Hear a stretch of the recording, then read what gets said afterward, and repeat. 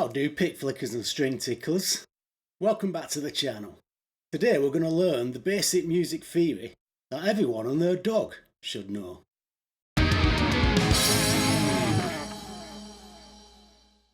Music theory, you say? Yeah, I've heard it all before. Hendrix and Eddie Van Halen did not know music theory. Well, you know what? They did know this. So, there's music theory, and there's music theory. I'm not asking you to understand and sight read this. Just some basic note values, time signatures, and a simple scale that'll help you unlock the notes on a neck. Now, we don't want that. Yeah, you could get along not learning this stuff in the beginning. But someplace along your guitaring journey, you will learn this, so why not learn it now and give yourself an added advantage? Go on, you know you want to. The world of musical note lengths. Imagine a music sheet as a quirky party where notes of various lengths are dancing around like they own the place. First up on the dance floor, we've got the granddaddy of them all, the mighty semi-breve, or to people who don't know any different, the whole note. This guy is the kingpin of patience, holding on for a whopping 4 beats. He's the Buddha of the musical world, just chilling and letting time flow all around him. Next in line on the floor is the minim, or the half note. He's the laid back cousin of the whole note. He's like, hey man, I'm cool. I'm just going to chill here for 2 beats. Then comes along the crotchet, or the quarter note. It's the note with a touch of urgency. He's on the clock for just 1 beat. He's always in a rush. He's like, I've got a train to catch or something. But don't underestimate him. He sets the pace for the whole musical gang. Next up, we've got the quaver, or the 8th note. This guy's always in a hurry. When he teams up with his other quaver mate, they make a whole beat. These guys last for half a beat. And when they team up together, they keep the tempo rolling. Last but not least, we've got the semi-quaver, or the 16th note. The caffeinated version of the 8th note. It's like he's had a double shot of espresso before hitting the dance floor.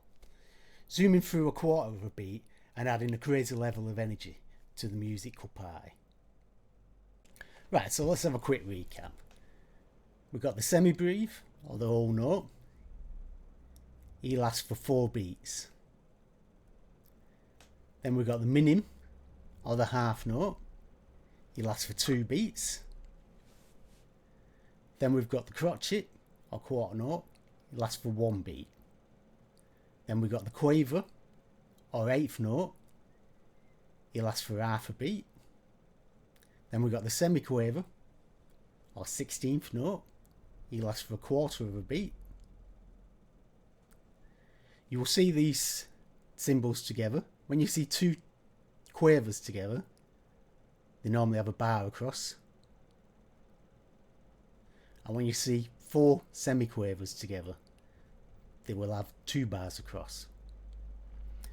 The bottom 2, I wouldn't worry about as much. So, the semi-breve, 4 beats.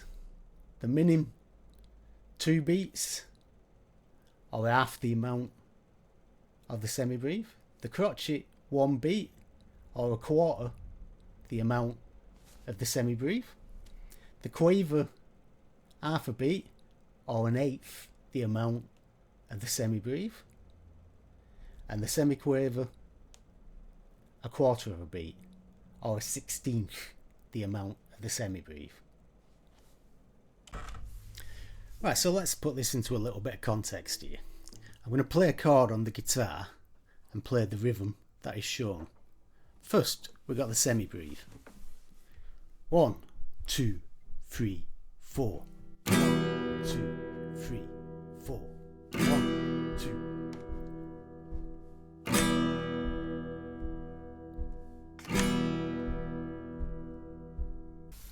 Next up, we've got 2 crotchets, 2 quavers, and a crotchet. 2.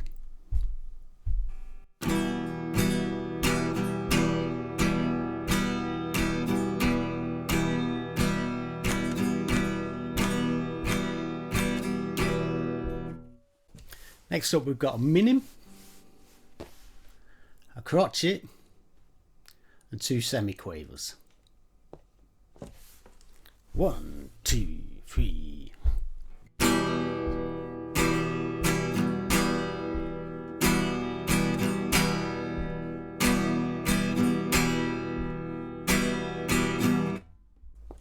Next and last, we've got a crotchet, 4 semiquavers, a crotchet and 2 quavers.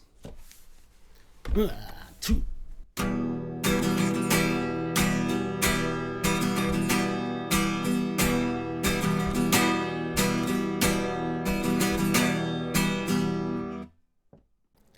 Time signatures. Most modern day music is in 4/4. You count to 4 and then you start again. Now how easy is that? Here we're going to be looking at 3 of the most popular time signatures plus 1 added bonus. So when you see a time signature, either on tab or on a chord sheet, it represents the timing of the piece that you are going to be playing. The number on top represents the beats per measure or bar, and the number on the bottom represents the notes of that beat. Today we're going to learn 2/4, 3/4 and 4/4, and remember there's an added bonus. So we'll start with 4/4. The 4 on the top says there's 4 beats per bar. The 4 on the bottom tells us them beats are crotchet notes. So we've got 4 crotchets or quarter notes, depending on which side of the pond you come from, per bar. 1, 2, 3, 4, and then you start again. 1, 2, 3, 4. Here I put quavers or 8th notes, and they be counted 1 and 2 and 3 and 4 and. Next we've got 3/4.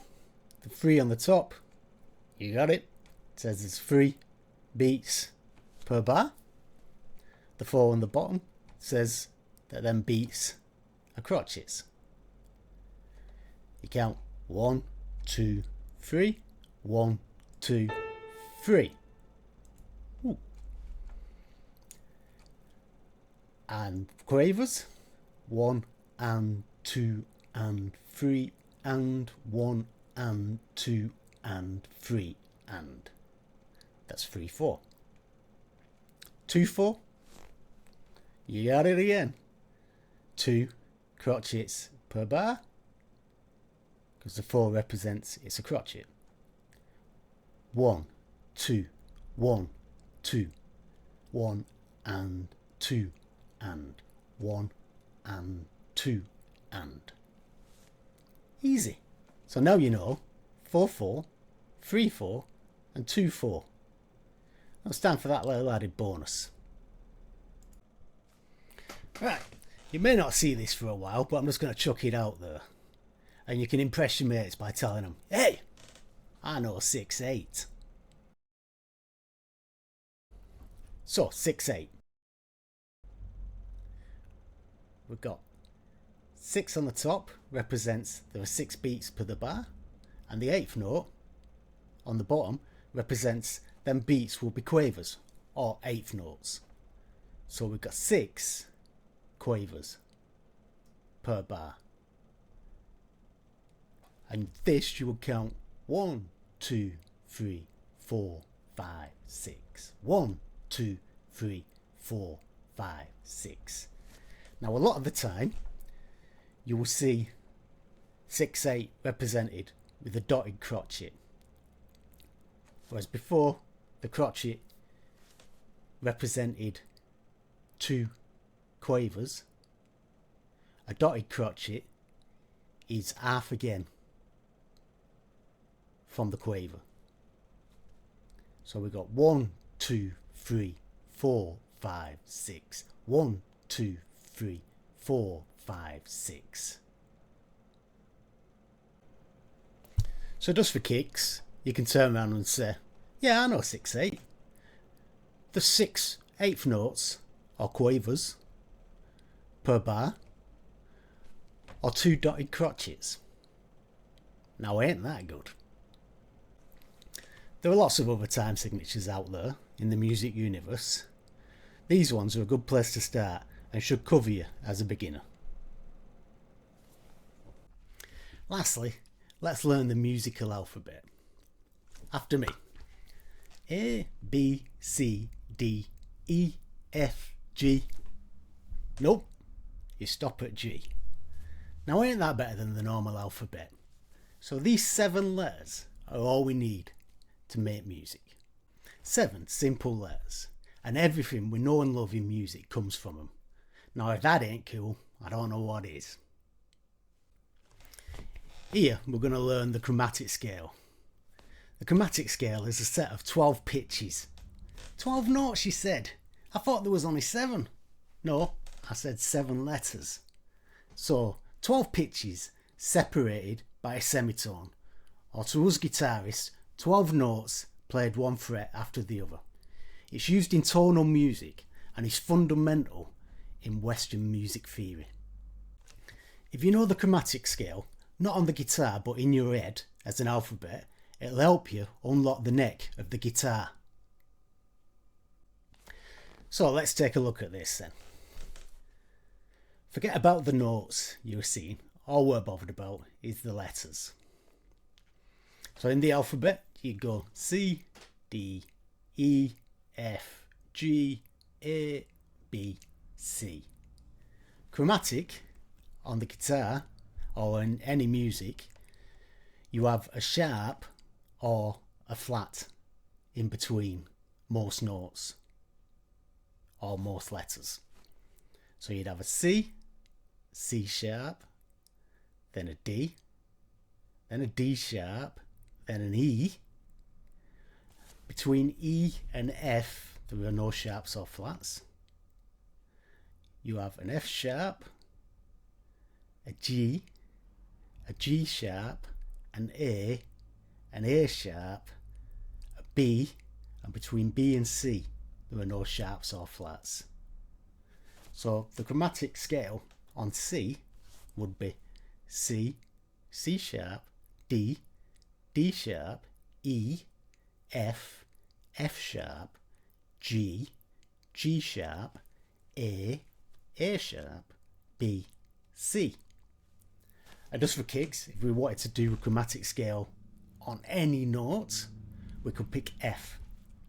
We'd have F, F sharp, G, G sharp, A sharp, B, C, C sharp, D, D sharp, E, and finishing on F.